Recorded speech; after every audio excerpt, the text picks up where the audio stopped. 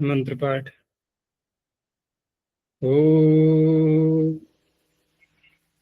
सहनाववतु सहनौ भुनक्तु सह वीर्यं करवावहै तेजस्विनावधीतमस्तु मा विद्विषावहै। ओम शांति शांति शांति। काशिका की 12वीं कक्षा प्रथम अध्याय के प्रथम पाद के 55 सूत्र हो चुके हैं। कोई प्रश्न है तो पहले पूछो, उसके लिए।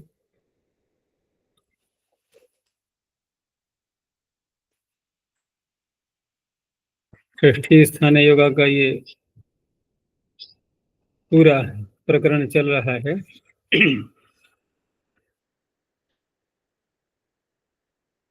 और उसमें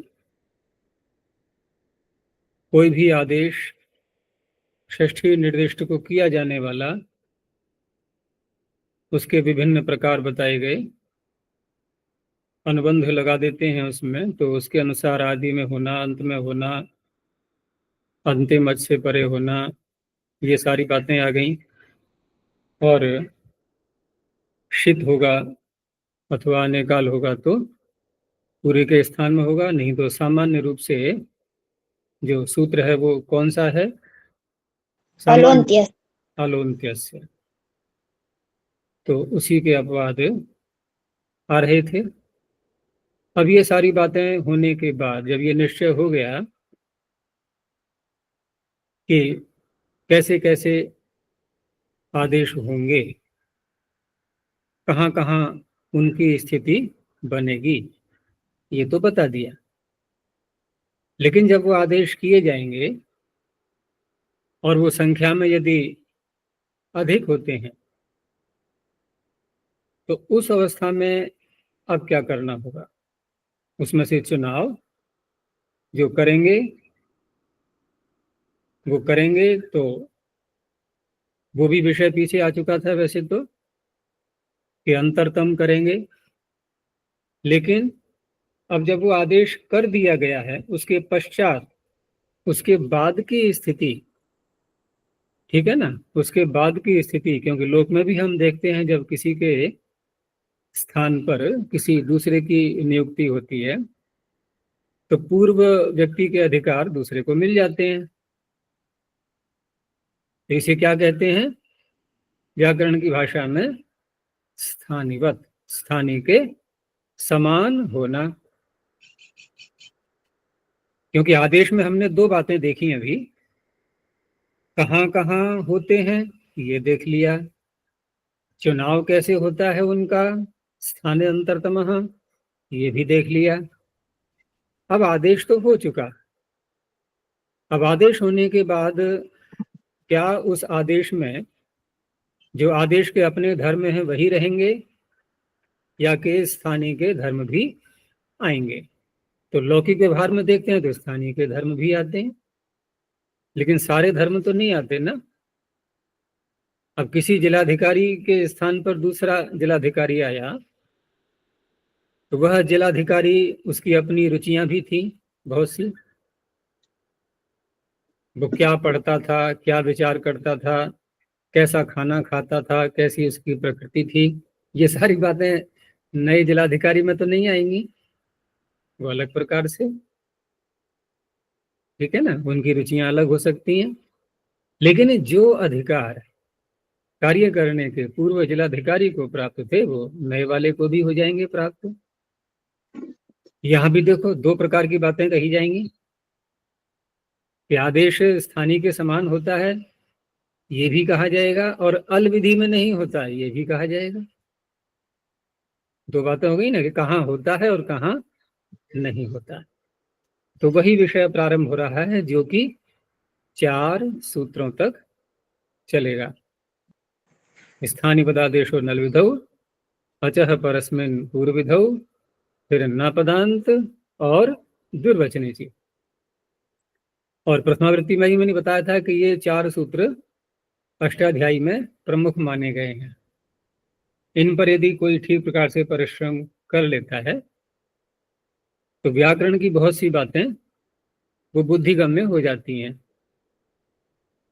और इसीलिए प्रथमावृत्ति में भी द्वितीयावृत्ति से संबद्ध भी कुछ बातें बताई गई थी अनल विधौ कह करके।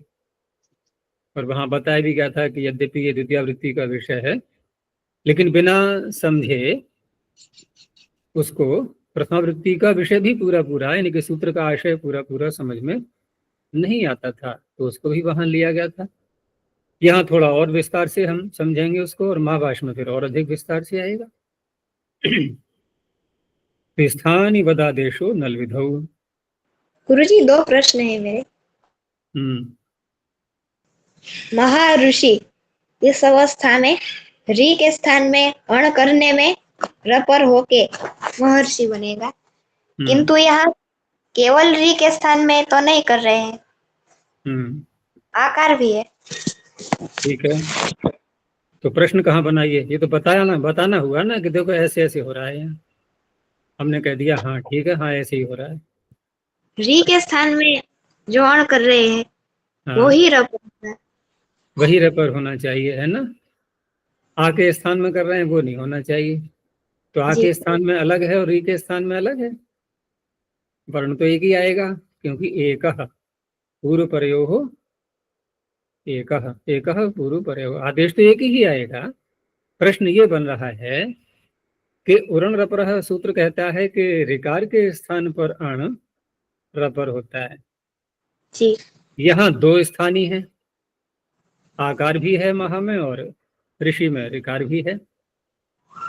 तो 2 स्थानी के स्थान में हम जब किसी को ला रहे हैं तो वो अकेले री के स्थान में तो नहीं हुआ, लेकिन उरण रपरः सूत्र ने जो कहा वो तो बात घट गई ना कि री के स्थान में तो हो ही रहा है। इसकी बात का यदि विरोध हो रहा होता तब आपत्ति होनी चाहिए थी कि री के स्थान में नहीं हो रहा है, ऐसा तो है नहीं, ऋकार के स्थान में तो हो ही रहा है।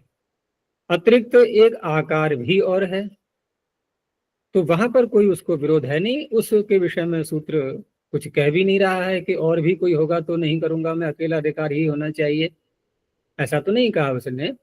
बस इतना मात्र कहा है कि ऋकार के स्थान पर यदि प्राप्ति हो रही है तो उस अण को रपर बना देना है। तो वहां कोई भी आपत्ति इस सूत्र को नहीं है क्योंकि सूत्र की बातें चरितार्थ हो चुकी है। अतिरिक्त जो आ गया है उसके विषय में न सूत्र ने कोई खंडन किया है, ठीक है ना, और न सूत्र ने कहा है कि 2 के स्थान में होना चाहिए, ऐसा कुछ भी नहीं कहा। लेकिन जितना उसने कहा उतना घटित हो चुका है, तो इसलिए यहाँ पर रपर हो जाएगा वो। गुरुजी, और क्यों गुण से आभ्यंतर प्रयत्न नहीं लेते, यह स्पष्ट नहीं हुआ। कौन सा गुण से, गुण शब्द से स्थान अर्थ गुण प्रमाण। अच्छा, तो गुण शब्द ये कल की कक्षा दोबारा सुन लेना, कल ही तो आया था विषय ये गुण का। तो वर्ण जो उच्चारित किए जाते हैं उनमें 3 बातें होती हैं। एक तो होता है वर्ण का उच्चारण कौन से स्थान से हुआ मुख में, दूसरा होता है मुख में जो स्थान है वहां पर उच्चारण करते समय प्रयत्न किस प्रकार का हुआ, हमने जिह्वा को प्रबलता से स्पर्श किया, हल्के से स्पर्श किया, कौन से अंग से स्पर्श किया, ये सारी बातें वहां पर वो स्थान और आभ्यंतर प्रयत्न इन दोनों बातों से स्पष्ट हो गई थी। लेकिन उच्चारण करने से पहले अर्थात मुख में वायु आने से पूर्व भी कोई स्थिति होती है, वहां भी कोई प्रक्रिया चल रही होती है।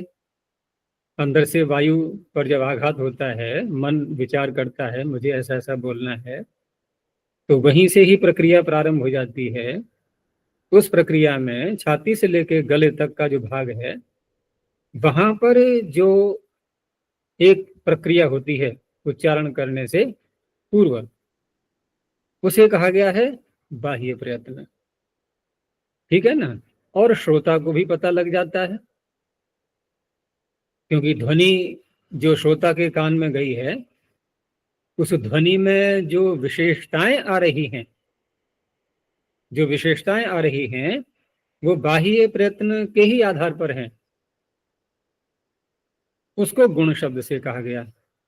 प्रयत्न वो भी है, प्रयत्न तो वो भी है, जैसे वर्णोच्चारण शिक्षा में कहा गया ना कि बाह्य प्रयत्न, लेकिन बाह्य प्रयत्न को ही यहाँ पर स्थाने अंतरतम सूत्र में जो 4 मापदंड बताए थे, स्थान, अर्थ, गुण, प्रमाण, तो वहां गुण शब्द से लिया गया है बाह्य प्रयत्न। बस इतना ही समझना है। और यहाँ पर गुण का अन्य कोई अर्थ नहीं है कि हम अ ए ओ आदि लेने लगे, ठीक है ना। तो वही यहाँ पर घटाया गया है, उसमें उन्हीं को देखा गया है, पाकः, त्यागः, यागः आदि में। और तमग्रहण का भी प्रयोजन बताते हुए वहां वाग घसती, त्रिष्टु भसती, ये 2 उदाहरण दिए गए थे। तो वहां पर गुण देखते हुए भी वहां अधिक गुण, अधिक गुण किस में मिल रहे हैं, ये तमग्रहण से आया था, ठीक है ना। तमप आया था ना, अंतर तमह, तो तमग्रहण से, क्योंकि अन्य में तमग्रहण का प्रयोग नहीं आया था, वहां तो अंतर कहने से भी काम चल सकता था, केवल सादृश्य, केवल आंतर्य। लेकिन तमग्रहण से वहां पर फिर अधिक मात्रा में देखा गया कि जहां पर गुण अधिक मिल रहे हों, तो वहां पर त्रिष्टु भसती, वाग घसती में था। अच्छा जी, आभ्यंतर प्रयत्न को गुण में इसलिए नहीं लिया गया, ये बताया था ना कल आपने कि ये द्रव्य से जुड़ा है, स्थानों से। नहीं, द्रव्य तो उस रूप में नहीं कहा जाएगा, वैसे तो प्रयत्न गुण ही होता है, लेकिन वह प्रयत्न तो हो गया संपन्न, वह प्रयत्न तो हो चुका है। हमने जिह्वा का स्पर्श किया, हल्के से किया, प्रबलता से किया, ये प्रक्रिया तो हो गई ना, ये प्रक्रिया हो गई, भूतकाल की बन चुकी।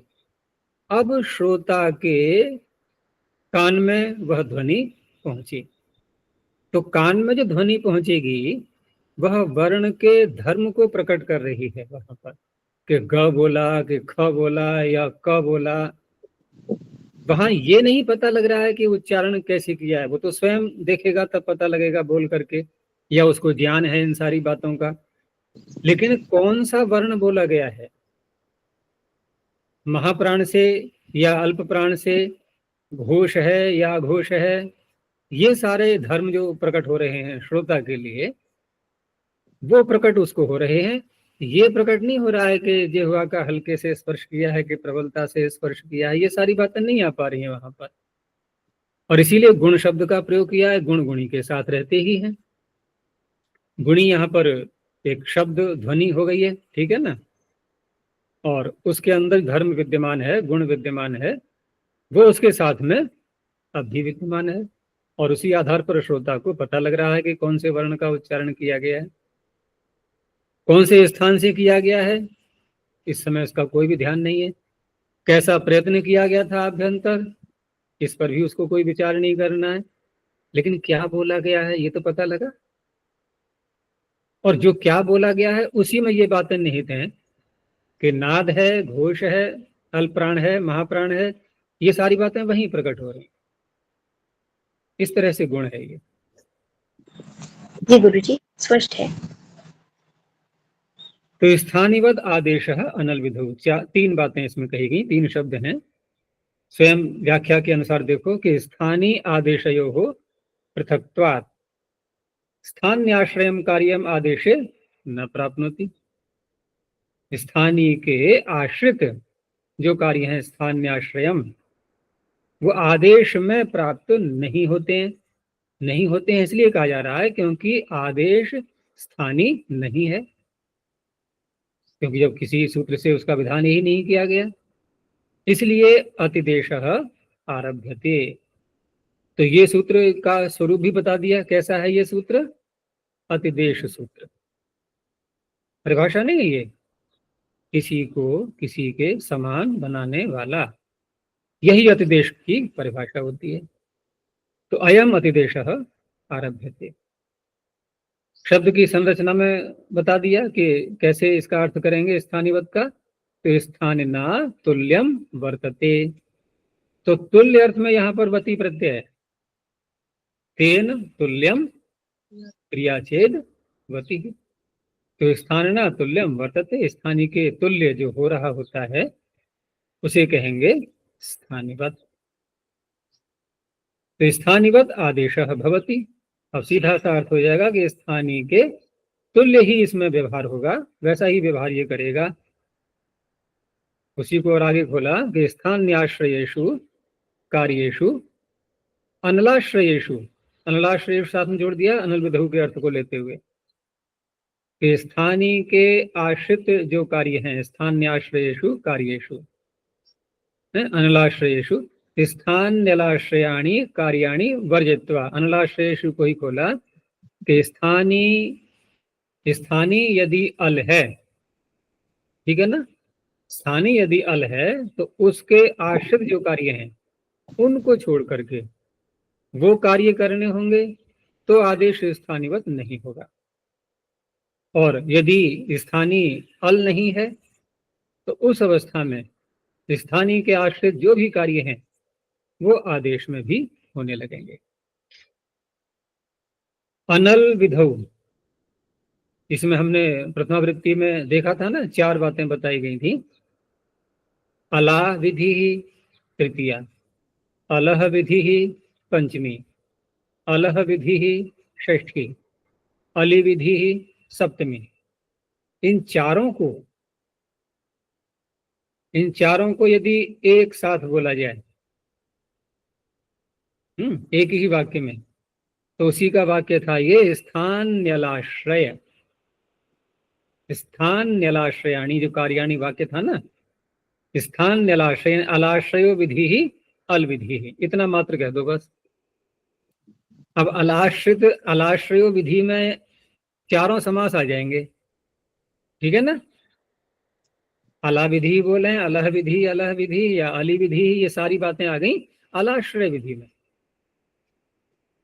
तो अलाश्रय विधि अल विधि, तो हम यूं भी कह सकते हैं कि समास कैसे करेंगे इसमें। अनल विधौ में हम समास यदि एक वाक्य में बोले तो कैसे करेंगे, तो अलाश्रयो विधि अल विधि, उत्तर पद लोपी समास कर लो, आश्रय का लोप कर दो, बन गया अल विधि। नल विधि अनल विधि तस्मिन अनल विधौ, तो एक ही समास करके, उत्तर पद लोपी समास करके चारों अर्थ आ जाएंगे चारों व्यक्तियों के।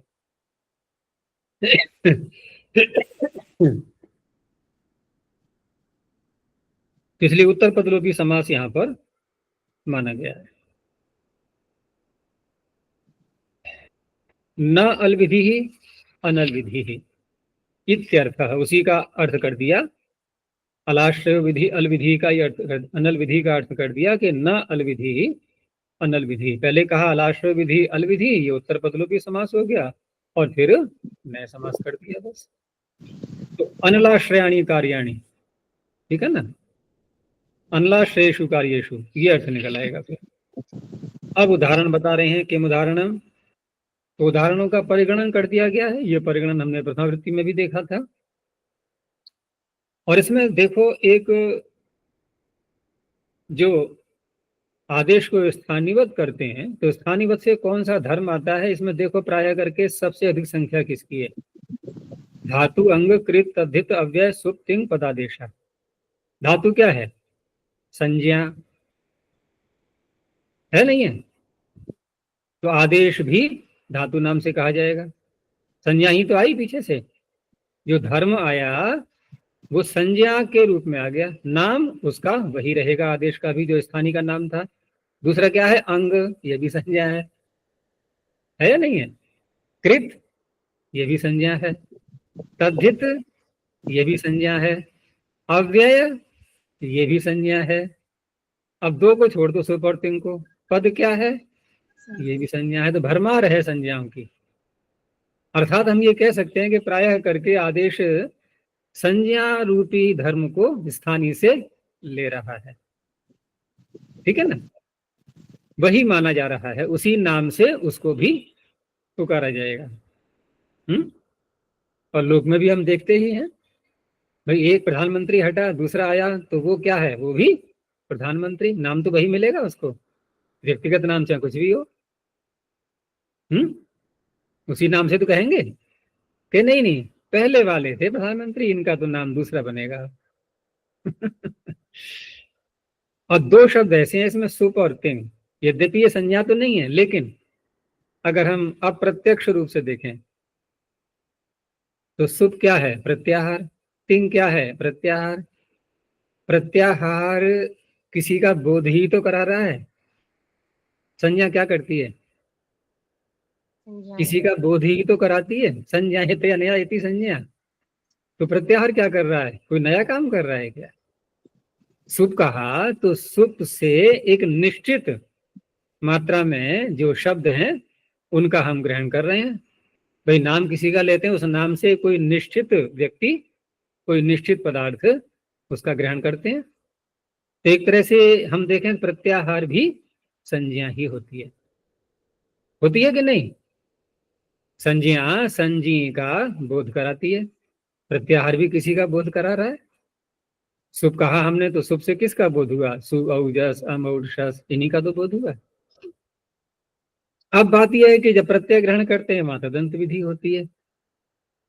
तो सुबंत तिंगंत है तो आदेश भी सुबंत तिंगंत ही माना जाएगा। फिर जिसके आगे आएगा वो पूरा शब्द ही सुबंत तिंगंत कह करके व्यवहार कर लेंगे। तो जब स्थानीय सुप और तिंग है तो आदेश भी सुप और तिंग है। तो ये सब परिणाम इसके आएंगे आदेश को स्थानीयवत करके। अब एक एक करके सब दे दिया है, इसमें सब पढ़ा हुआ है आप लोगों का। तो धात्वादेशो धातुवत भवति, अस्तिर भू ध्रुववची ही। कार्य बता दिया। आर्ध धातु के विषय प्राग एव आदेशेषु कृतेषु। आर्ध धातु को विषय आने पर अभी आया नहीं है प्रत्यय, तो पहले ही आदेश कर लिया। अब धातु के अधिकार में हम प्रत्यय ला सकते हैं। भू का भी नाम धातु हो गया, वच का भी नाम धातु हो गया। तो धातु रीति तव्यादयो भवन्ति। भविता भवितुम भवितव्यम, वक्ता वक्तुम वक्तव्यम, अंगादेशो अंगवत भवति। केन काभ्याम कई। तो किमः कह से जो का आदेश दिया गया, किमः का आदेश कह इति कृते अंगाश्रया इन दीर्घत्व ऐस भावा भवन्ति। केन में इन, काभ्याम में दीर्घत्व, कई में ऐस, ये हो जाएंगे क्योंकि अंगस्य के अधिकार में है ये सारे सूत्र आदेश करने वाले। कृदादेश कृतवत भवति, प्रकृत्य प्रहृत्य, त्वा को जो लेप किया गया था तो त्वा तो कृत था लेकिन लेप कृत नहीं था, तो लेवादेशे कृते। अब इसको भी कृत मानने से लाभ क्या हुआ कि ह्रस्व से पिति कृति तो इति तो भवति, क्योंकि ये कृत ही मांग रहा है, आगे होना चाहिए परे। जिन जिन सूत्रों को यहाँ पढ़ रहे हो आप लोग कक्षा में, तो उनको पहले प्रथमावृत्ति में एक बार पुनरावृत्ति करके आया करो, ठीक है ना। पुनरावृत्ति इसलिए कहा जाए, मैंने कहीं पहले पढ़ चुके हो। तो प्रथमावृत्ति होगी या पुनरावृत्ति होगी, प्रथम आवृत्ति होगी या पुनः आवृत्ति होगी, पुनः आवृत्ति। और प्रथमावृत्ति की पुनरावृत्ति होगी ना। तो प्रथमावृत्ति की पुनरावृत्ति करके आओगे तो द्वितीय आवृत्ति अच्छी समझ में आएगी, ठीक है ना। तद्धितादेशस तद्धितवत भवति, तो दाधिकम अद्यतनम। क्या हुआ था यहाँ पर, ये जो प्रत्यय किए गए थे तो वहां पर क्या किया गया था, ठक से तद्धित था, ठस्य कहा से एक जो था वो अब उसको एक कर लिया हमने, तो एक तो नहीं है ना तद्धित। अब कि तद्धित नहीं है तो शब्द तद्धितांत बना नहीं, तद्धितांत बना नहीं तो कृत तद्धित समासाश्रय कैसे बनाएगा उसको प्रातिपदिक, ठीक है। तो ऐसे ही अद्यतनम में भी वहां पर ल्यू किया था, ल्यू को भ्रियु को अन हो गया, तो कृत तद्धित समासाश्रय इति प्रातिपदिक संज्ञा भवति, ये लाभ हो गया। अव्ययादेशो अव्ययवत भवति, प्रस्तुत्य प्रहृत्य उपस्तुत्य, वही त्वा को ल्यप जो किया गया है। तो त्वा तो सुन कसुना से हम अव्यय बना सकते थे, लेकिन ल्यप को कैसे बनाएंगे? तो वहां भी अव्यय का आदेश, क्योंकि त्वा अव्यय था तो ल्यप भी अव्यय हो गया, तो अव्ययादाप सुपहति सुप लुक भवति। तो कहाँ है यहाँ सुप? सुप अंत में तो आएगा ना बाद में, कृत अधित समासाश्च लगा करके सुप्रत्यय जो आएगा। सुप का तात्पर्य यहाँ पर वही प्रथमा का एक वचन, उसका लुक हो जाएगा। शुभादेश शुभवत भवति, वृक्षाय प्लक्षाय, तो ङे को यह किया गया था, तो ङे सुप था, लेकिन यह तो सुप नहीं है, तो सुपीचा से कैसे दीर्घ करेंगे? सुप परे होना चाहिए, तो यह को भी सुप मान लिया गया। सुपीचा इति दीर्घत्वं भवति। तिङादेश तिङवत भवति, अकुरुताम अकुरुतम, तो यहाँ तस और थ, ठीक है ना, इनको ताम और तम जो किया गया है। तो पूर्व प्रत्यय वो तो तिंग थे, लेकिन ताम और तम तो तिंग नहीं है, तो इनको भी वैसा ही मान करके अब ये तिंगंत शब्द बन गया पूरा, अकुरुताम अकुरुतम। तो तिंगंत होने से सुप तिंगंतम पदम से इनकी पद संज्ञा हो जाएगी। ये यहाँ क्यों दिखाया है? पद संज्ञा से क्या तात्पर्य? यहाँ पर पद संज्ञा होगी तो क्या कर लेंगे अब हम? तिङंत होने से पद हो पाया। नहीं तो हो गया पद, तो करेंगे आप? अपदम न प्रयुंजित, प्रयोग करेंगे। इसको ले सकते हैं हम, क्योंकि जब कोई कहेगा कि आप पद का प्रयोग करो ना, तो कहेंगे हम कर तो रहे हैं। कि कहाँ कर रहे हो आप? भाई पद तो तब बनेगा ना, आप तिंगंत तो बोलो पहले, कि बोल तो रहे हैं कि नहीं, आपने तो ताम कर लिया है, यहाँ पर तम कर लिया, ये तिंगंत कहाँ रहा? तब उसको उत्तर देने के लिए इस तरह से समाधान हो जाएगा। लेकिन हम इसको देखें तो अन्य रूप में भी देख सकते हैं कि तस और थ ये क्या थे? तिंग। तो तिंग शित सार्वधातुकम, सार्वधातुक भी थे दोनों ये, और सार्वधातुक होने से अतउत सार्वधातुके का में जो आ है उसको ऊ किया गया था, और अब हमने कर लिया ताम और तम, तो तिंग आगे है नहीं, तिंग नहीं है तो सार्वधातुक भी नहीं है, सार्वधातुक नहीं है तो उकार भी नहीं होगा, ठीक है ना। प्रथम वृत्ति में यही बताया गया था ना। यहाँ थोड़ा भिन्न प्रकार से कह दिया है कि पद संज्ञा कर दी गई है, वो भी है प्रयोजन, हम वो भी कह सकते हैं, लेकिन ये ज्यादा अच्छा लग रहा है कि सार्वधातुक होने से सार्वधातुक से उकार हो चुका है। वो तभी होगा कि जब हम ताम को और तम को भी तिंग मानेंगे। पदादेशः पदवद भवति, तो युष्माकम आदि के स्थान पर या अस्माकम के स्थान पर ये जो वस नस करते हैं, ग्रामो वह स्वम जनपदो न स्वम, तो ये भी जब पद माने जाएंगे, तो युष्माकम और अस्माकम आदि ये पद कैसे हैं? सुप तिंगंतम पदम, सुबंत और तिंगंत है वो, इसलिए पद हो गए वो। और वस और नस पूरे के स्थान पर, विभक्त्यंत के स्थान पर ये जब कर दिए गए हैं, तो अब यहाँ पर भी ये भी पद हो गए। तो पदस्य से पदस्य रुत्वम भवति का तात्पर्य पदस्य के अधिकार में सजुषो रुहु हो जाएगा। चलो, ये तो हो गया सारा अब प्रथम आवृत्ति का विषय। अब द्वितीय आवृत्ति चल रही है ना यहाँ पर, अब उसका विषय और यही इसी विषय में काशी का प्रसिद्ध है। ये किस विषय में? पदकृत्य। क्या अर्थ है पदकृत्य का?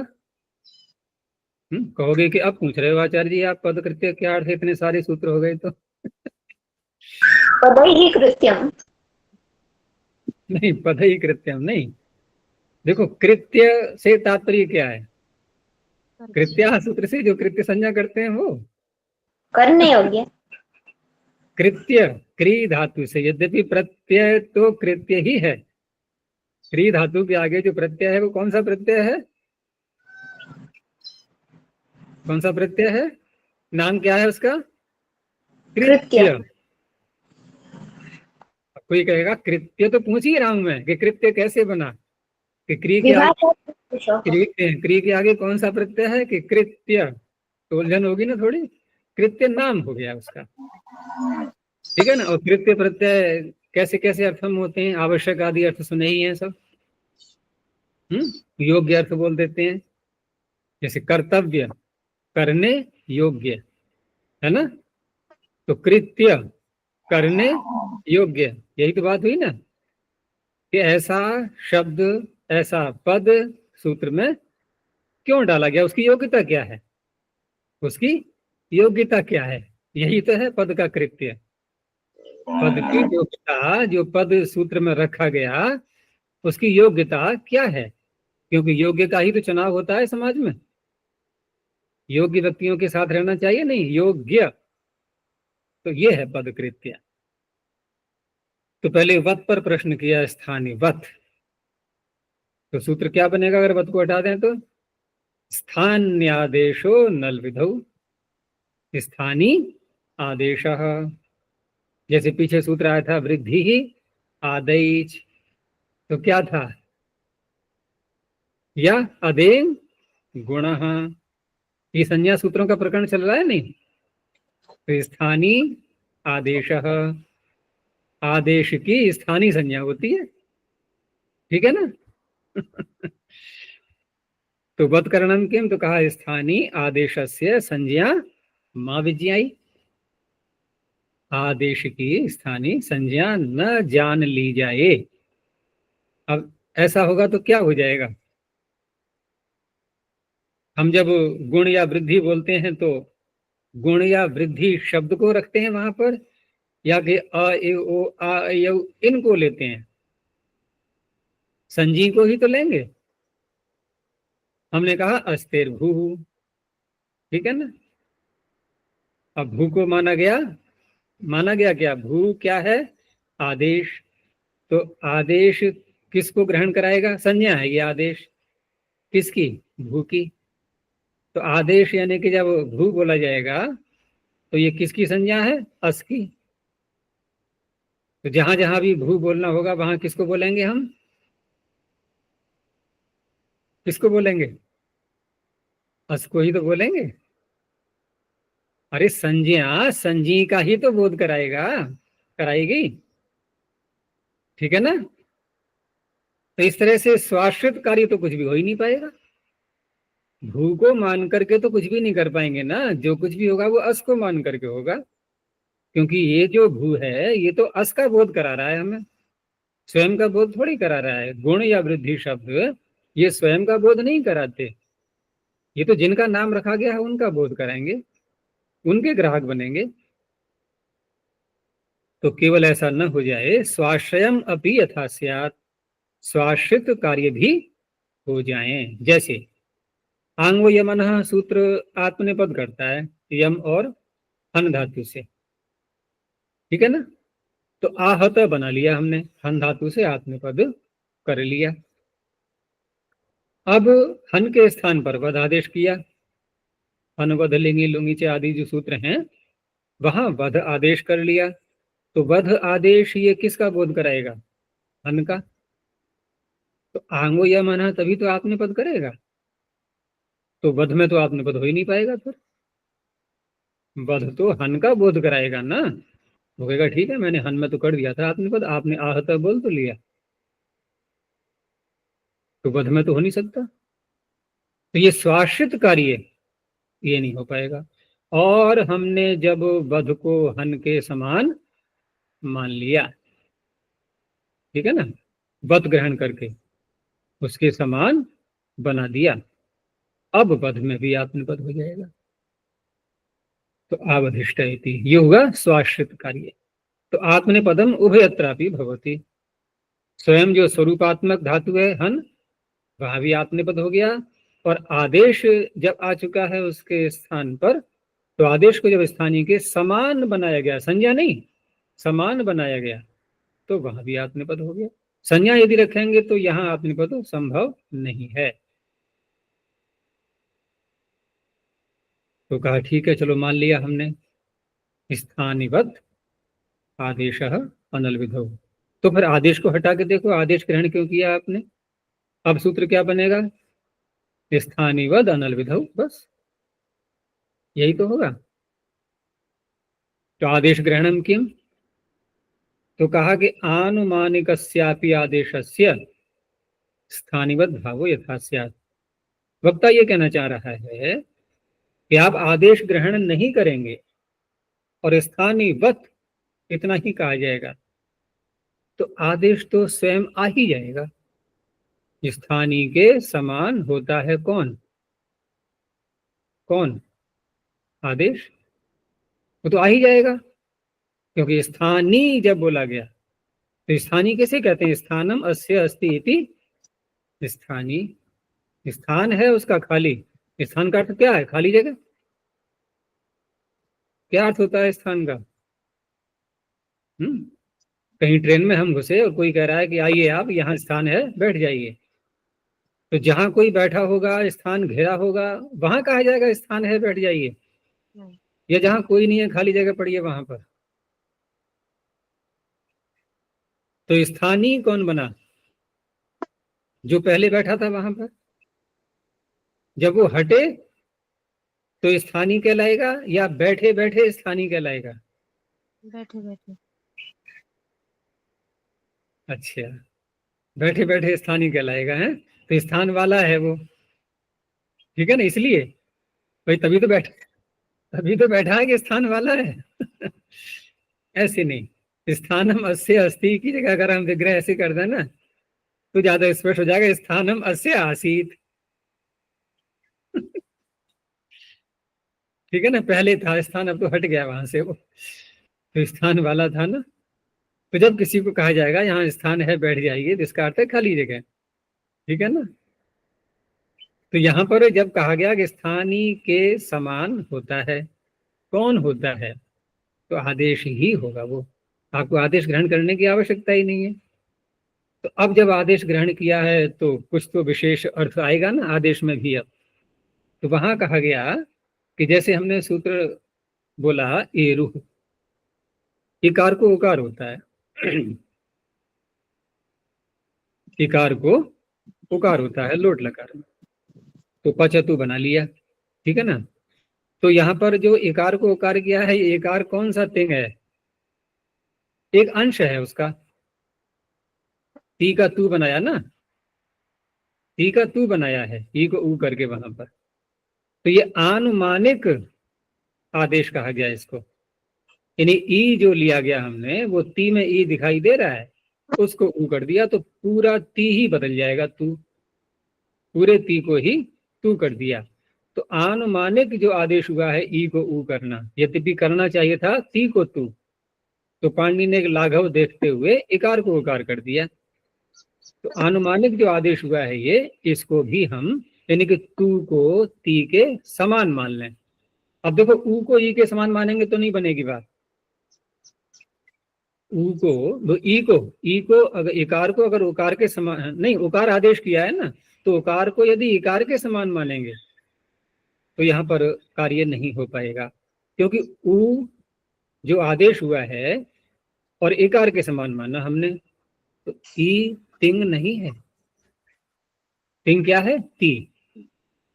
ई तो उसका एक अवयव है।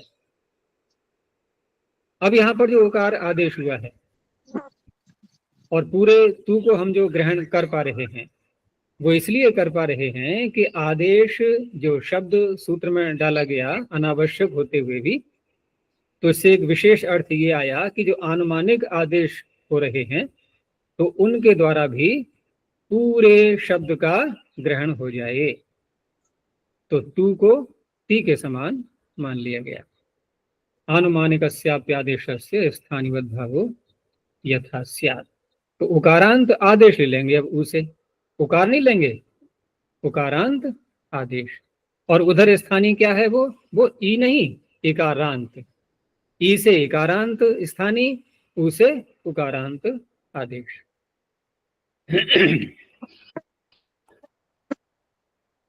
अनल विधव इति किम, अंतिम प्रश्न। कि अनल विधौ ये क्यों कहा गया।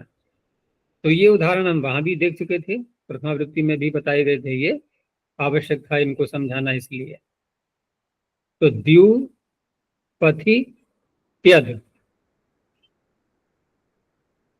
इसका विग्रह कर लेना संभाल के, नहीं तो क्या बोलोगे, द्युपथ इति, इति मत जोड़ देना कहीं, इति नहीं है कि इति अदादेशा, द्यु पथि त्यद आदेशा न स्थानिवत भवन्ति। 3 शब्दों का उदाहरण दिया है, इनमें द्यु पथि और त्यद, ये जो आदेश किए गए हैं ये स्थानिवत नहीं होते हैं, क्योंकि ये अल विधि के उदाहरण हैं। अब अल विधि में जैसे 4 प्रकार से अर्थ किया था, अला विधि और पंचम्यंत, षष्ठ्यंत, सप्तम्यंत करके, इन तीनों में एक ही प्रकार घटेगा, कौन सा बता सकते हो? अलह विधि, षष्ठी। और सोच लो, चलो 10 सेकंड का समय। अब और सोच लो कहा है तो ये मस्तिष्क में आएगा कि लगता है ये उत्तर गलत है। होता है ना ऐसा कि ऐसा क्यों कहा गया, और सोच लो, इसका अर्थ है कुछ गड़बड़ हो गई है। तो अब दोनों तरफ बातें जाएंगी कि क्या पता झांसा देने के लिए कहा गया उत्तर सही हो ये, और क्या पता वास्तविक रूप में ही उत्तर गलत हो। अब क्या होगा? कभी कभी झांसा देने के लिए दूसरे को थोड़ा बहकाते हैं ना, ये थोड़ा अपने ट्रैक से हटे, इसका अर्थ है कि इसको अपने कथन पर विश्वास नहीं है, तभी तो बदलेगा वो कथन के लिए।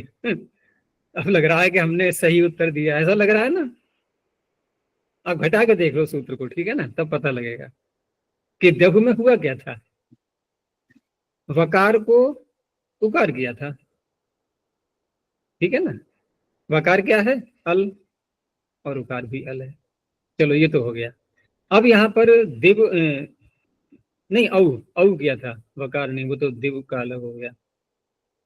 दिव औत से वकार को औ किया था, तो देव तो बना लिया हमने। अब आगे जब सुप्रत्यय लाए तो वकार, औ को वकार के समान मानेंगे ना इस सूत्र से। अब अगर अनल विधौ नहीं कहा जाएगा तो औ को, औकार को वकार के समान माना जाएगा, और वकार के समान मानेंगे तो वकार कैसा है? हल, तो औ भी हल होगा। तो अब रही बात कि विधि कौन सी हो रही है यहाँ पर, जिस विधि को, क्योंकि देखो एक बात और ध्यान रखना, प्रथमावृत्ति में यद्यपि आ चुका था ये विषय कि अनल विधौ में विषय सप्तमी है। हमने जो वकार को औ किया है, तुम लोगों का ध्यान कहाँ गया कि जो आदेश किया है वो अल के स्थान में है। हमें वो नहीं देखना है, हमें क्या देखना है कि हम जो विधि करने जा रहे हैं स्थानीवत करके, स्थानीय के समान मानने के बाद की स्थिति को पकड़ना है कि अब कौन सा सूत्र लगा रहे हैं और कौन सी विधि करने जा रहे हैं। तो हम विधि करने जा रहे हैं सु का लोप करना। लोप करने वाला सूत्र कहता है हल से उत्तर, कौन सी विधि हो गई?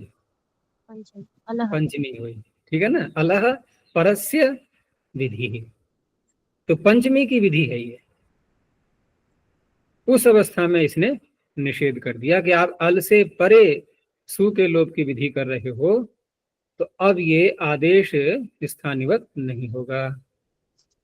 ऐसे ही अगले वाले में देखो, पथिन, यहाँ नकार को आकार किया। अब ये नहीं देखना कि नकार अल है, आकार भी अल है। अब जब सुप्रत्यय लाएंगे तो यहाँ भी वही बात है कि आकार को यदि नकार के समान मानेंगे तो सु का लोप प्राप्त होने लगेगा। ये भी अलह परस्य विधि हो गई। सह में तद शब्द दकार को आकार किया, तेदादी नाम। अब उस आकार को यदि हम दकार मान लें तो यहाँ भी वही स्थिति है। सब जगह एक जैसा उदाहरण हुआ ना, यहाँ भी हलन्याभ्यो से सु का लोप प्राप्त होने लगे। तो सभी पंचमी के उदाहरण ये, अलह परस्य विधि ही।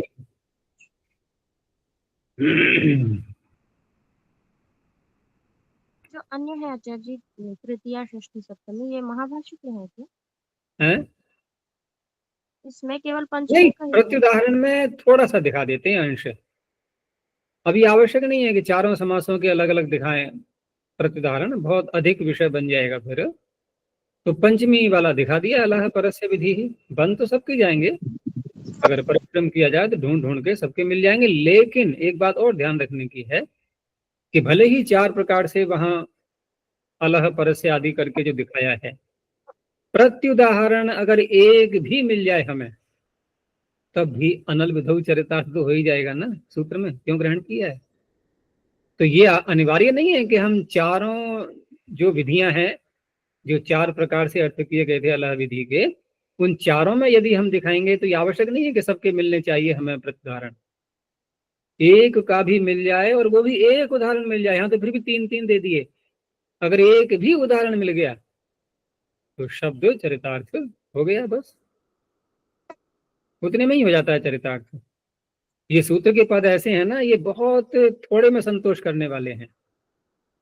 इनको जरा सा बस बल मिल जाए कि हाँ मेरा यहाँ महत्व है, ठीक है ना, वो महत्व कहीं से एक संकेत मात्र मिल जाए, बस उतने में ही संतुष्ट हो जाएंगे ये कि अब हमें और कोई आवश्यकता नहीं है अपनी प्रशंसा सुनने की, इतने से ही काम चल गया हमारा। तो प्रधान एक ही पर्याप्त होता है। अब वो तो क्योंकि यहाँ स्पष्ट दिखाई दे रहे हैं प्रत्यक्ष, तो दिखा दिए 3-3, नहीं तो एक भी दिखा सकते हैं।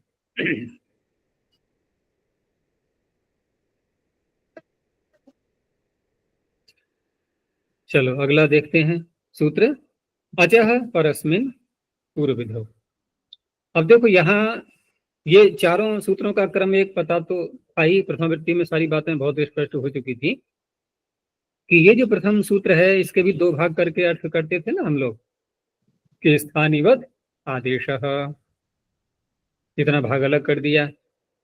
अनल विधौ उसका अपवाद, होता ही है नियम कि उत्सर्ग सूत्र अलग होते हैं, अपवाद सूत्र अलग होते हैं, लेकिन यहाँ पाणिनि ने एक ही सूत्र में दोनों का कॉम्बिनेशन कर दिया ना, अपवाद और उत्सर्ग दोनों एक ही सूत्र में आ गए, दोनों भाग आ गए कि नहीं।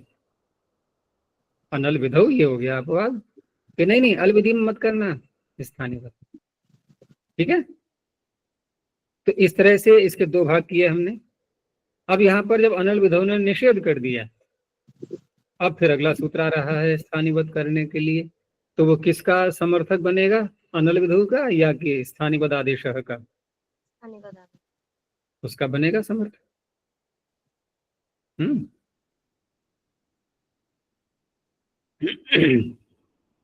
फिर इसके आगे आएगा वो इसका अपवाद बन जाएगा। एक क्रम से चल रहा है ये नियम है, न पदान निर्वचन आएगा ना, वो इसका अपवाद बन जाएगा। फिर निर्वचन जी आएगा, वो फिर प्राप्त कराएगा, लेकिन उसका तरीका दूसरा है, वो तो कार्यातिदेश न करके सीधा वो रूपातिदेश ही करता है, वो जा रहा है, वो ज्यादा ही ऊपर चढ़ रहा है। फिर वो कहेगा ये आप करते क्या रहे थे अब तक, कि आप समान समान समान करते रहे थे, अरे समानता छोड़ो वही ले आओ सीधा, ठीक है ना। हम यहाँ समान ही तो बना रहे हैं, भू को अस के समान बनाया या सीधा अस ला के खड़ा कर दिया, समान।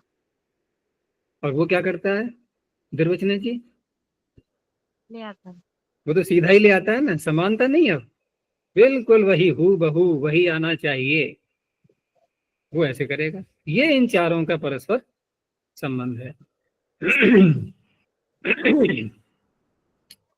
तो अचह परस्मिन पूर्व विधौ, पूर्वेण स्पष्ट कर रहे हैं, पूर्वेण अनल विधौ स्थानिवत भाव उक्तः। अनल विधौ में कहा था कि अल विधि में नहीं होना चाहिए, तो अल विध्यर्थम इदम आरभ्यते, ये अल विधि के लिए स्पष्ट बता दिया पहले ही। तो सूत्र का अर्थ बन जाएगा आदेश स्थानिवत इति वर्तते, ये अनुवृत्ति पीछे से आई रही है, इसलिए उसको सूत्र में ग्रहण नहीं किया गया है। और अचह में जो षष्ठी आई है यहाँ पर, तो ये षष्ठी है स्थानीय का निर्देश करने के लिए, अर्थात किसके स्थान पर आदेश यहाँ स्थानीवत होगा, वो इस किसके स्थान पर किया गया होगा, तो कहा अचह, अच के स्थान पर होना चाहिए वो आदेश। पीछे हमने जो आदेश देखे वो भिन्न प्रकार के थे, जैसे अभी द्यौपंथा सह में देखा था तो वकार को किया वो हल था, पथिन में नकार को किया वो हल है, तद में दकार को किया वो हल है। यहाँ क्या होना चाहिए, अच, स्थानीय कैसा होना चाहिए, अच, बस ये इसमें विशेषता है। तो अचः इति स्थानीय निर्देश है, यानी कि आदेश के लिए नहीं है ये अचः शब्द, स्थानीय के लिए है। और परस्मिन में जो सप्तमी आ रही है, तो सप्तमी क्योंकि 3 प्रकार की होती है यहाँ पर, तो यहाँ पर निमित्त सप्तमी, जैसे पीछे आया था ना किंगति च, कितमित निमित्तक, ऐसे यहाँ पर है पर निमित्तक, निमित्त सप्तमी है ये। और दूसरा जो शब्द है सप्तमी वहां भी है पूर्व विधौ में, तो उसके लिए कहा कि वहां निमित्त नहीं है, वहां पर विषय सप्तमी है, यानी कि वहां भी पर सप्तमी नहीं बोलेंगे, पूर्व विधि विषय होने पर, अर्थात पूर्व विधि करने में, उसको सरल भाषा में बोलें तो जो आदेश किया गया है अच के स्थान पर, उससे पूर्व कोई विधि की जा रही होगी तब ये करेगा स्थानीयवत। तो ये सारी बातें खोल करके अब अर्थ किया कि अजादेश कैसा, पर निमित्तकः, ये परस्मिन के अर्थ को खोलते हुए, पर निमित्तकः अजादेश पूर्व विधौ कर्तव्ये स्थानीवत भवति। अब ये अपनी ओर से हम समझ जाएंगे कि ये भी स्थानीवत कर रहा है, पीछे ने भी, पिछले सूत्र ने भी स्थानीवत किया, तो कुछ तो अंतर आना चाहिए। तो अल विधि में ये अपने आप जुड़ जाएगा, क्योंकि अनल विधि में तो उसने कर ही दिया था, अनल विधि में तो उसने कर ही दिया था, तो ये कहाँ कर रहा है, अल विधि में, जहां पर निषेध किया गया है वहां पर कर रहा है ये, जहां पहले से हो रहा है वहां थोड़ी करेगा, तो उसके कहने की आवश्यकता ही नहीं है। उदाहरण तब देख चुके हो, जैसे पटयति में जब पटु के उकार का लोप करेंगे, इष्ठनवत, इष्ठन के समान मान करके णिच को, तो णिच को मानकर, णिच को माना हमने इष्ठन, और इष्ठन को मानकर क्या होता है, टी भाग का लोप होता है, तो पटु के टी भाग का उकार का लोप हुआ। अब ये जो उकार का लोप हुआ है, ये उकार क्या है, अच, और लोप क्या है, आदेश। अभी तक हमने जो पिछले उदाहरण देखे पिछले सूत्र में, वहां कोई आदेश ऐसा भी था जो लोप के रूप में था, तो ये क्या कह रहा है, ये लोप, तो लोप भी आदेश है। देखो ये सूत्र से सिद्ध हो रहा है, लोप भी क्या है, आदेश। और इसीलिए जब किसी का लोप करते हैं उसमें कौन सी व्यक्ति होती है, षष्ठी होती है ना, और षष्ठी का ही प्रकरण चल रहा है सारा ये अब तक, षष्ठी स्थानीय होगा, तो लोप भी क्या है, आदेश। यद्यपि है कुछ नहीं, वो आदेश में कोई दिखाई तो दे, आदेश में कि हमने स्थानीय के को हटा करके कुछ और रखा, तो कुछ और रखो, तो ये तो आपने खाली जगह छोड़ दी, स्थानीय को भी हटा दिया और नया कुछ लाई नहीं, तो देखो ये भी एक आदेश है ना, ये भी तो एक आदेश है। किसी पद को हमेशा के लिए भंग कर देना और खाली जगह पड़ी है बस, तो कुछ तो हुआ वहां पर, उसको हटा तो दिया गया, तो वो भी तो एक कार्य हुआ है ना, वो भी आदेश ही है। तो ऐसे ही लोप भी आदेश है, तो लोप को यहाँ पर आदेश के रूप में लेना है, ठीक है ना। अजादेश हम किसको कहेंगे, लोप को, यही तो है अजादेश। तो कहेंगे लिखो जरा, कैसे लिखोगे, लिखो, आएगा नहीं लिखने में, पटु के उकार को हटा दिया बस, हो गया आदेश। तो वो जो लोप रूपी अजादेश है वो स्थानीयवत हो जाएगा पूर्व विधि करने में। पूर्व विधि क्या करने जा रहे थे हम, वृद्धि, अतोपधाय से, अब वो उकार दिखाई देने लगा उसको, उपधा में वृद्धि नहीं कर पाया, ठीक है, हो गया स्पष्ट, मैंने संक्षेप में बता दिया, पटयति में यही तो था कार्य। तो अलवंत्यात् पूर्वबधा से जो बधा संज्ञा होती थी। अब यहाँ पर प्रश्न यह है कि हम यहाँ अला विधि, अलह विधि, अली विधि में से कौन सी विधि मानेंगे, जो कि अनल विधि है, पंचमी, हाँ पंचमी मानेंगे, क्योंकि अलोन्त्यात् पूर्वबधा जो बधा संज्ञा कर रहा था वो अंतिम अल से पूर्व, तो पूर्व में भी पंचमी होती है, पर में भी पंचमी होती है। हमने जैसे विग्रह किया कि अलह विधि का पंचम्यंत करके अलह परस्य विधि, यही तो विग्रह किया था। अब दूसरा विग्रह भी समझ लो कि अलह पूर्वस्य विधि है, ये भी तो अल विधि है पंचमी, यानी कि अल से पूर्व विधि, अल से परे विधि। तो अल से, यहां दोनों में से बोला गया ना पंचमी, तो पूर्व विधि करेंगे वहां भी अलह विधि पंचम अंत का ही प्रयोग होगा, परे वाली करेंगे तब भी अलह विधि होगा पंचमी। तो अलह अंत्यात पूर्व, तो पूर्व के योग में अलह में पंचमी है वहां पर। अवधि में भी ऐसा ही था कि वध जो आदेश किया था तो वहां ध के आ का लोप किया था ना, ध के आ का लोप किया था, तो वहां भी वृद्धि प्राप्त हो रही थी किससे, अवधीत में। क्या था अवधीत में? वधव्रजहलन्तस्य च। हाँ, तो वहां पर जो वृद्धि, वहां जो वृद्धि करेंगे हम तो किस सूत्र से करेंगे, अतो हलादेर लघु, अतो हलादेर लघु से अतो हलादेर लघु से जो वृद्धि प्राप्त विकल्प होगी, और करता है। भाव में जो आकार है वो यदि स्थानीवत हो जाए, ठीक है ना, तो वहां पर भी ये सूत्र अपना कार्य नहीं कर पाएगा, वृद्धि नहीं कर पाएगा, ठीक है। तो इस सूत्र ने वहां पर उसको स्थानीवत कर दिया और वृद्धि नहीं हुई, अवधि।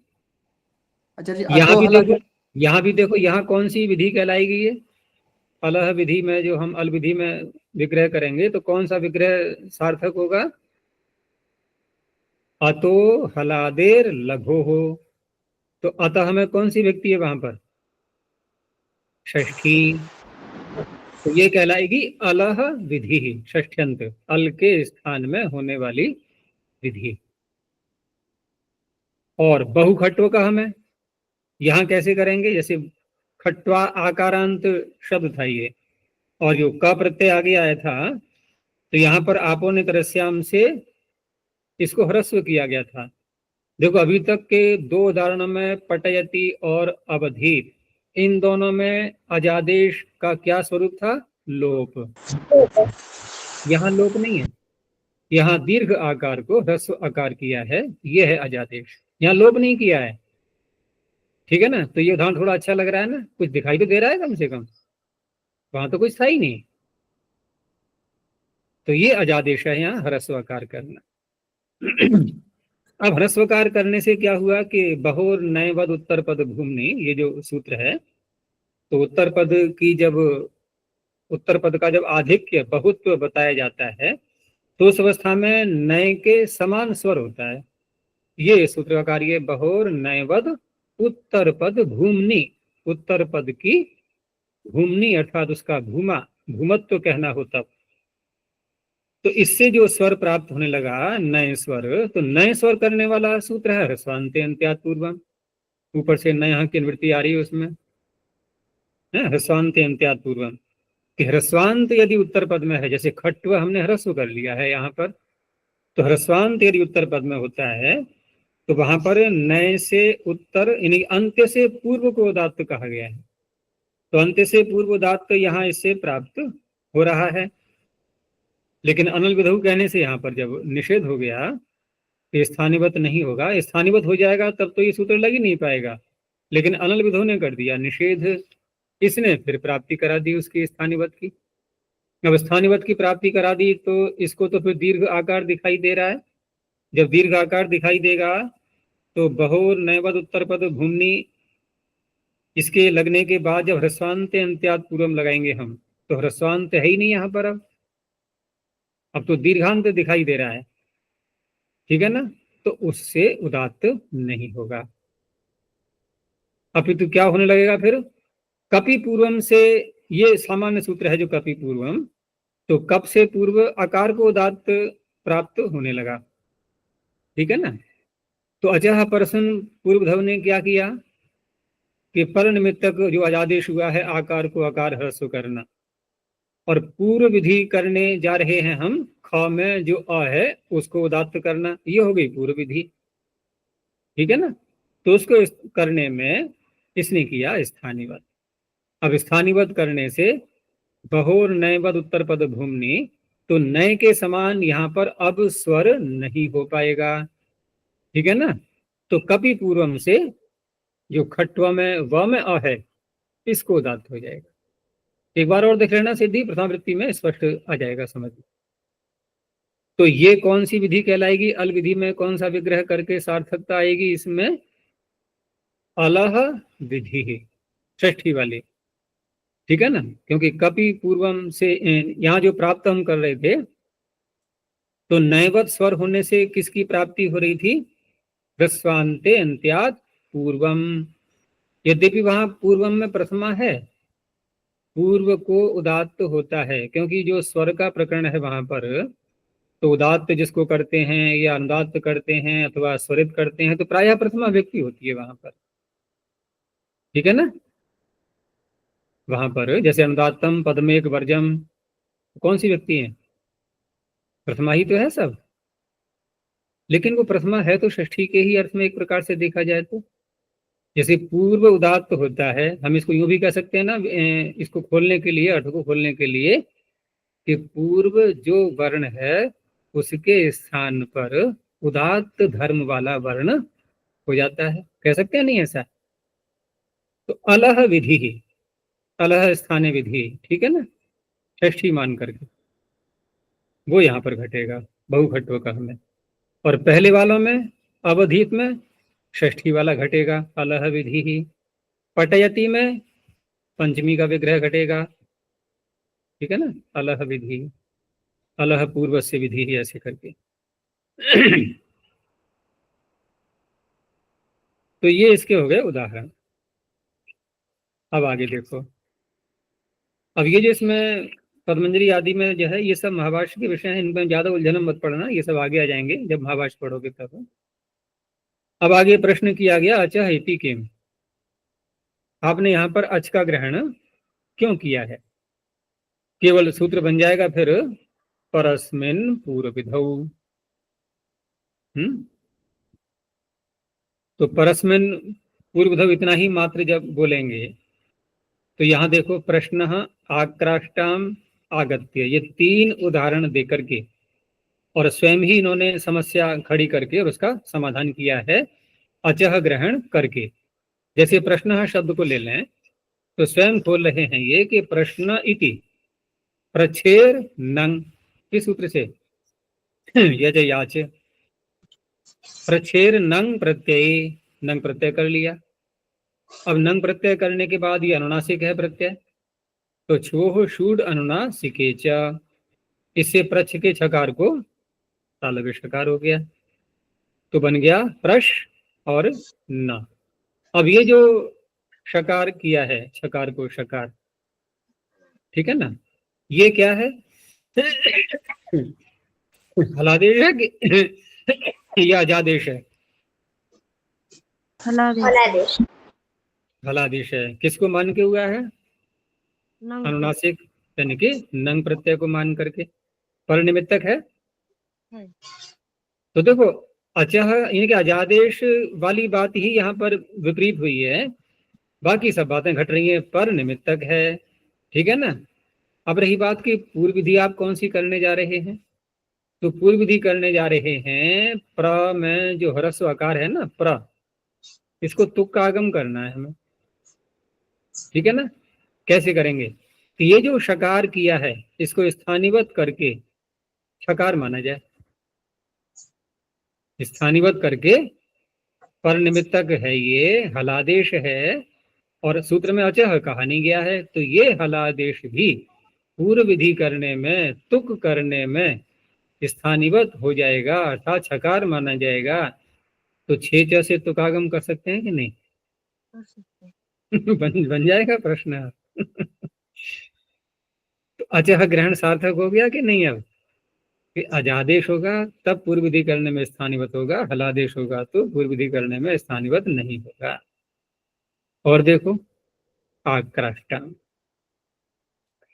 यहां पर धातु है कृश विलेखने, और इस धातु का ये रूप है लुंग लकार का, द्विवचन का प्रथम पुरुष का। तो यहां पर कृश धातु से जब बनाएंगे तो यद्यपि ये शल एक पधा दनिट हक सह शलंत है ये, ठीक है ना, ये शलंत है तो क्ष होना चाहिए चिली के स्थान पर।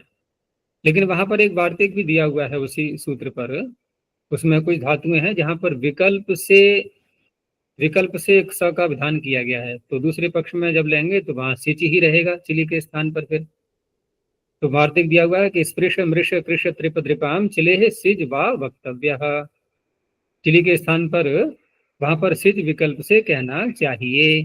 तो जब सिच विकल्प से कहा जाएगा तो एक पक्ष में सिच रहेगा, जिस पक्ष में सिच नहीं होगा उस पक्ष में शल इक्पधा दनटः क्ष से स हो जाएगा। ये कौन सा उदाहरण है? ये सिच के पक्ष का है। तो अड आगम नहीं, आंग उपसर्ग भी है, अडागम है वो अलग बात रही। और धातु कृष धातु के आगे सिच का सकार और आगे तस को ताम हो चुका है। अब यहाँ पर अनुदात्तस्य च ऋतुबधस्य अन्यतरस्याम, इससे अमागम कर लेंगे कृष को, फिर यण करके बन जाएगा क्रश। तो अक्रश और सिच का सकार भी है और आगे ताम है। अब बताओ यहाँ पर झल परे होने के कारण से झल से उत्तर झल परे है कि नहीं?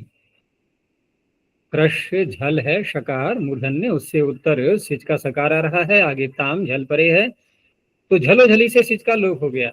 तो झलो झली से जो सिच का लोप हुआ ये पर निमित्तक है, ताम को मान के हुआ है ना, तकार को मान करके, तो पर निमित्तक है लेकिन अजादेश नहीं है। ये हलादेश ही तो है, सकार का लोप किया है, ये हलादेश हो गया। अब पूर्व विधि यहाँ पर क्या करेंगे हम? यदि इस सकार के लोप को स्थानिवत मान लिया जाए तो क्रश का जो मूर्धन्य शकार है इसके आगे क्या दिखाई दे रहा है? दंत्य सकार। तो षडहोकसी ककार करने लगेगा इसको। ये पूर्व विधि हो गई, लेकिन ये हलादेश है, अजादेश नहीं है, इसलिए स्थानिवत नहीं हुआ तो षडहोकसी से ककार नहीं हो पाया। फिर आगे वृद्धि होकर के क्राश टाम ये बन गया। बद ब्रज से यहाँ पर वृद्धि कर लेंगे फिर। ठीक है, आंग उपसर्ग है आक्राष्टा। तो आगे वही दिया है कि झलो झली इति सिचो लोपः पर निमित्तकः ऋषेः शकारस्य षडहोकसी इति ककारे कर्तव्ये न स्थानिवत् भवति। तीसरा उदाहरण लिया आगत्य, तो क्त्वा प्रत्यय करके जब समास किया था गम धातु का उसके साथ में, तो क्त्वा को कर दिया लेप। अब लेप करने के बाद मकार का जो लोप प्राप्त हो रहा था नित्य, उसका विकल्प से यहाँ पर वाल्यपी से लोप कर दिया गम धातु के मकार का। तो गम धातु के मकार का लोप, ये मकार का लोप अजादेश है कि हलादेश है? ये भी हलादेश हो गया, लेकिन पर निमित्तक तो है, ठीक है ना, लेप को मान के हो रहा है वाल्यपी से, तो पर निमित्तक है ये। अब यही मकार का लोप यदि स्थानीवत कर दिया जाए तो क्या ह्रस्वस्य पिति कृति तुक, ये तुक कर पाएगा? क्योंकि ह्रस्व के आगे जो ग में आ है उसके आगे तो मकार दिखाई देगा, उसको लेप तो नहीं दिखाई देगा ना। लेकिन ये हलादेश है, अजादेश नहीं है, इसलिए स्थानीवत नहीं हुआ तो ग में जो आ है उसके आगे लेप दिखाई दे गया और उसने तुक कर दिया आगत्य, ये बन जाएगा। आगे परस्मिनिति किम,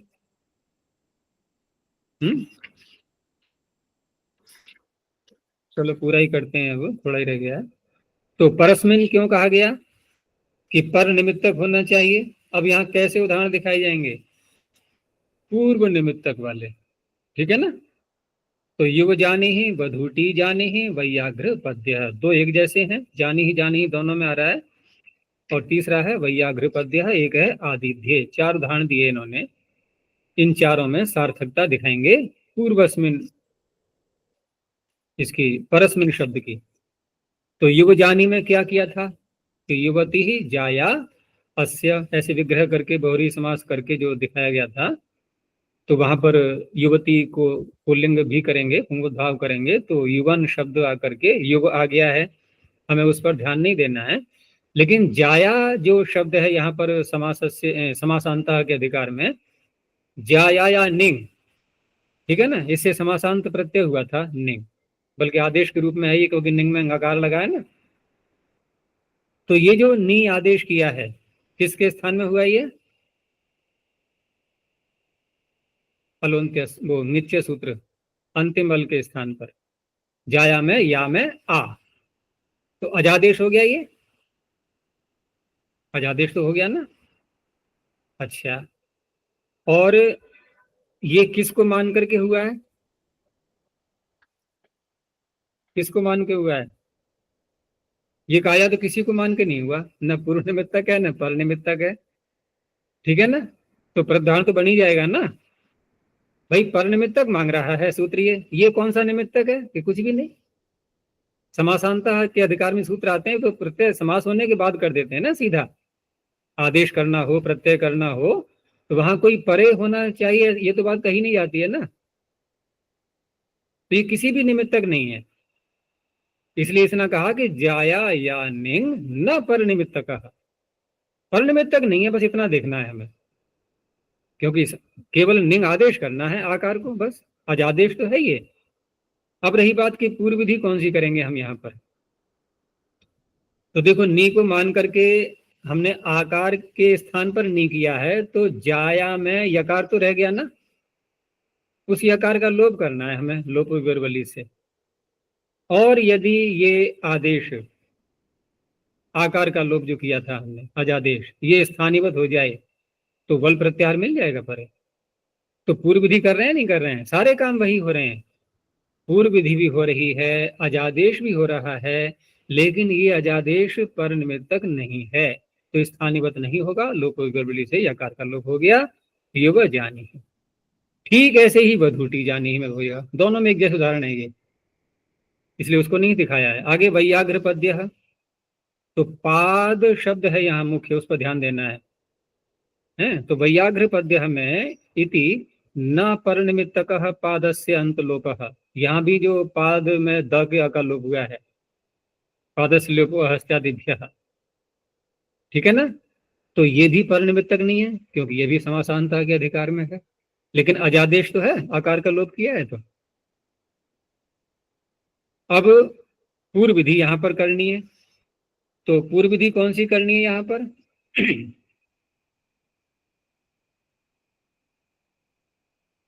पद भावम प्रति, पद भावम न प्रतिबध्नाति, तो पद भाव करने के लिए, पद भाव तभी तो होता है जब ये हलंत हो जाएगा पाद शब्द, पादः पद से जो हम करते हैं, तो पाद में षष्ठी है नहीं है, तो षष्ठी तभी तो बनेगी जब पाद को हलंत मानेंगे, पादः।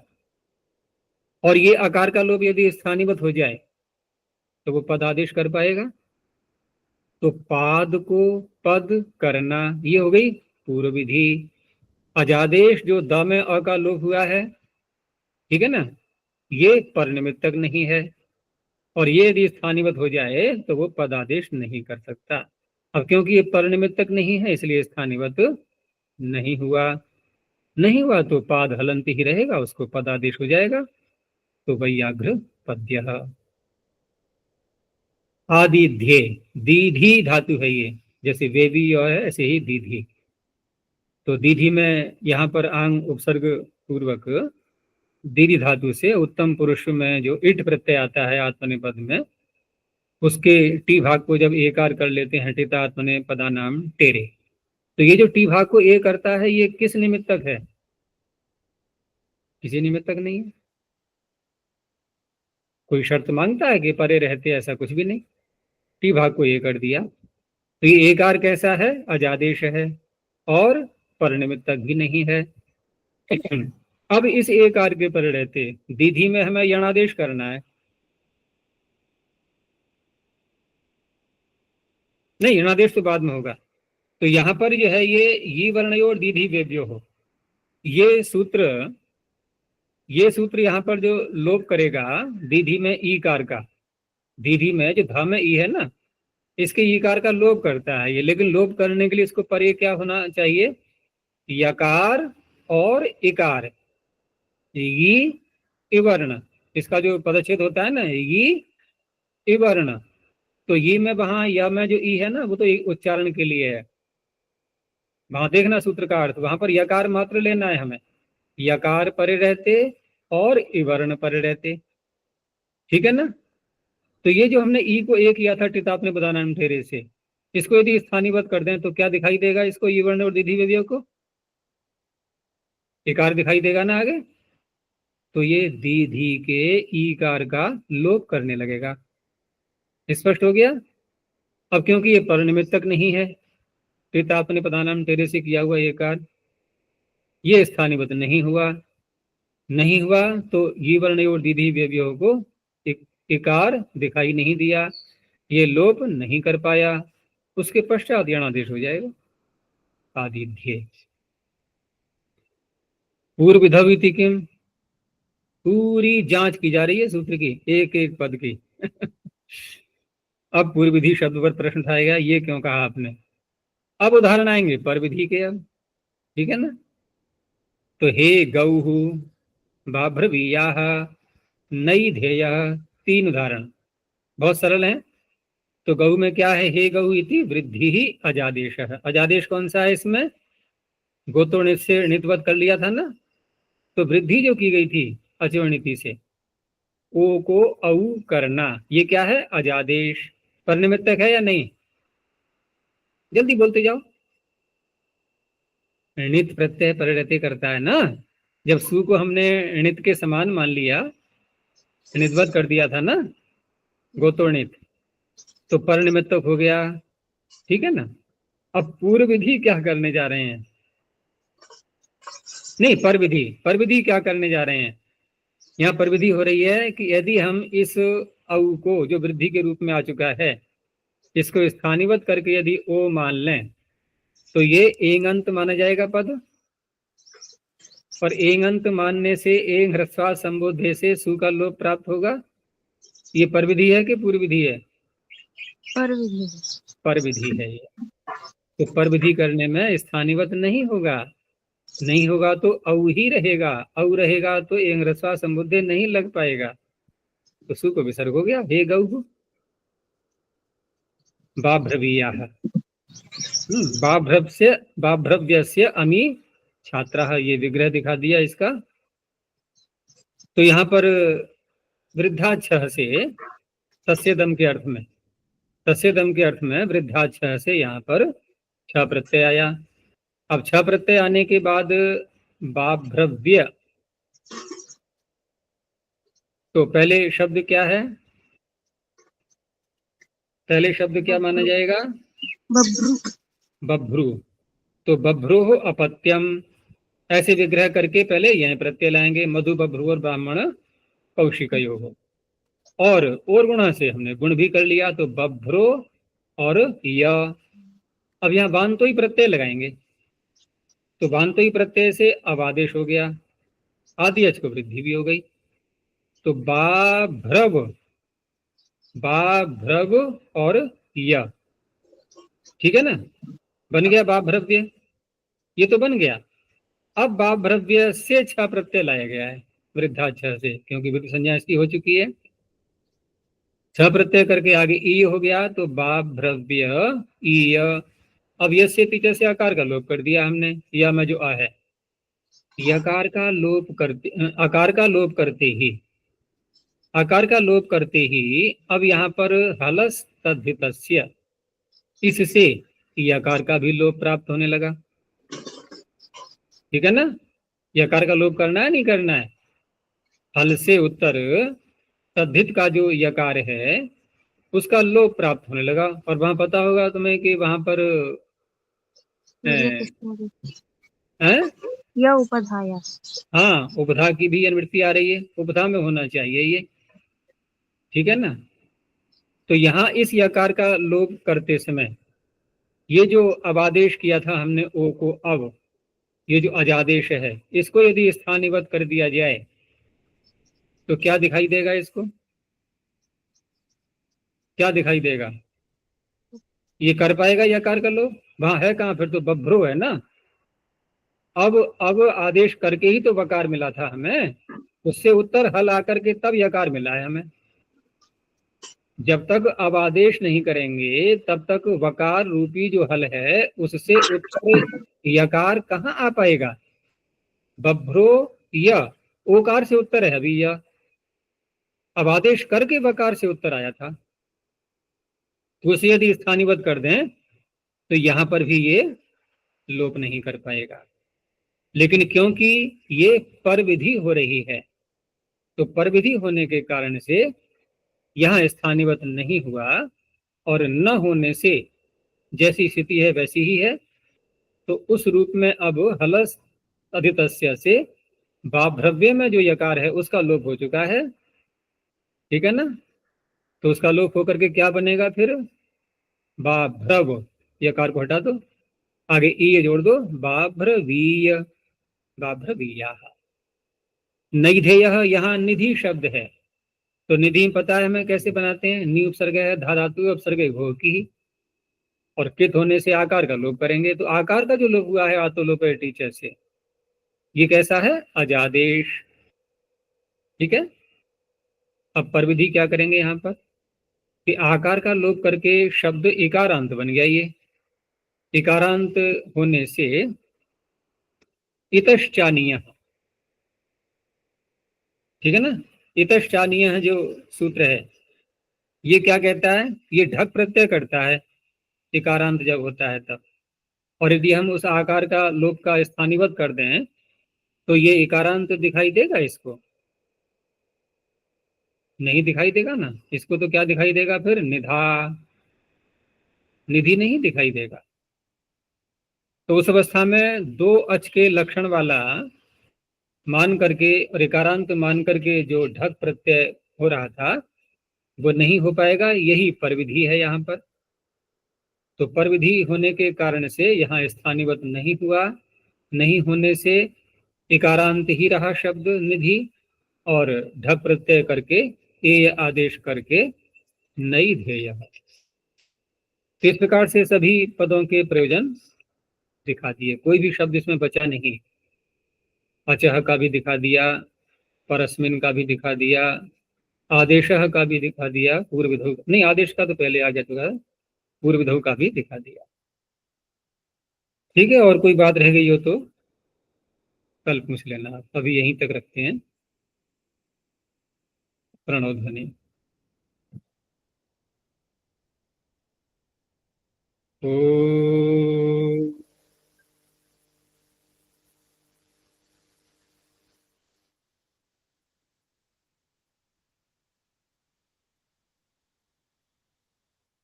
ओ